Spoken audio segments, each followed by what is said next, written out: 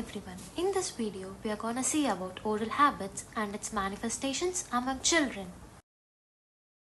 The topics covered are the definition of oral habit, types, manifestations of oral habits and management.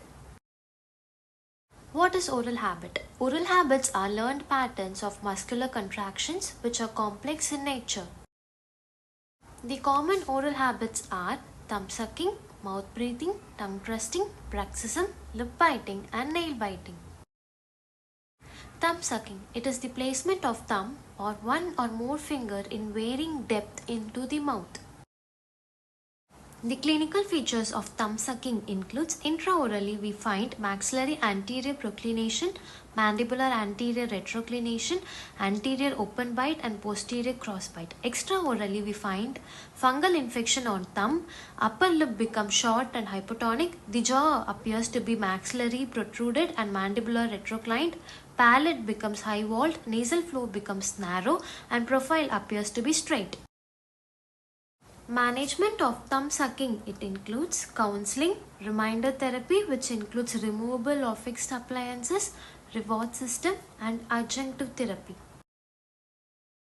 Tongue twisting. It is the forward movement of the tongue tip between the teeth to meet the lower lip during deglutition and in sounds of speech so that the tongue lies interdentally.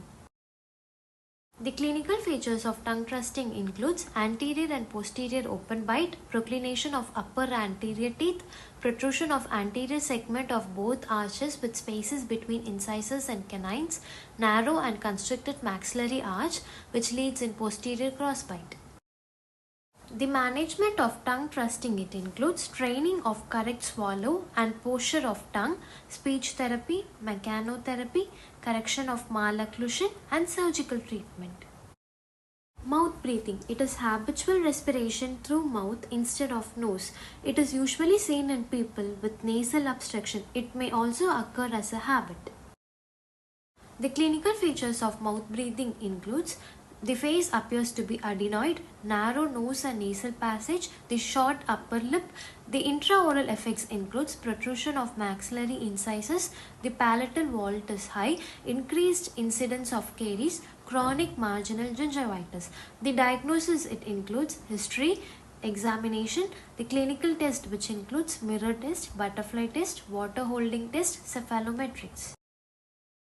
The management of mouth breathing includes deep breathing exercise, lip exercises 15 to 30 minutes per day for 4 to 5 months and use of oral screen. Nail biting habits. It is the most common habit in children. It is a sign of internal tension. The clinical features include crowding, rotation, alteration of incisal edge of incisors, inflammation of nail bed. The management of nail biting, it includes patient is made aware of the problem, encouraging outdoor activities may help to relieve tension. Bruxism, it is habitual grinding of teeth when the individual is not chewing or swallowing. The clinical features include occlusal trauma, pain in TMJ, trauma to periodontium, masticatory muscle soreness and headache.